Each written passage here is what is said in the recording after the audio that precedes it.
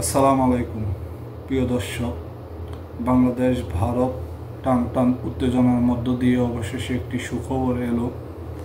ভারত চিকিৎসা নিতে আসা বাংলাদেশিদের রোগীদের বয়কটের সিদ্ধান্ত থেকে সরে এসেছে।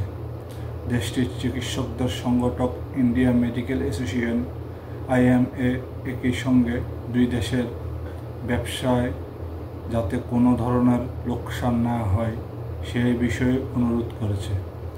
পশ্চিমবঙ্গের ব্যবসায়ীদের সংগঠক বেঙ্গল চেম্বার অফ কমার্স জানিয়েছে, আপনারা জানেন প্রিয় দর্শক, করোনাকালীন সময় যখন সারা বিশ্বের সাথে যোগাযোগ বন্ধ হয়ে গিয়েছিল তখন কলকাতার কী পরিস্থিতি সৃষ্টি হয়েছিল।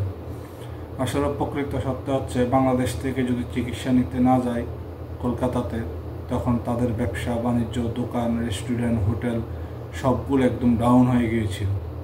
কারণ বাংলাদেশের রোগীরা ওইখানে যায়, তাদের একটা হিউজ পরিমাণ বিজনেস দাঁড় করিয়েছে বাংলাদেশের পর্যটকদের মাধ্যমে।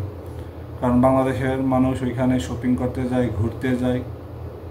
যখন তারা বুঝতে পারলো যে এই বয়কট যদি বাংলাদেশ রোগীদের চিকিৎসা না দেওয়া হয় তাইলে তাদের ব্যবসা, তাদের সব কিছু ডাউন হয়ে যাবে, তখনই তারা 90 ডিগ্রি অ্যাঙ্গেলে ঘুরে গিয়ে তারা সিদ্ধান্ত নিল বাংলাদেশের রোগীদেরকে তারা চিকিৎসা দিবে।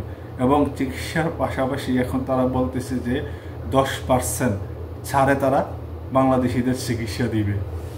যখনই বুঝতে পারলো বাংলাদেশের রোগীদের বয়কট করলে বাংলাদেশের রোগীরা অন্য কোথাও চলে যাবে, হয়তো পাকিস্তান, হয়তো থাইল্যান্ড।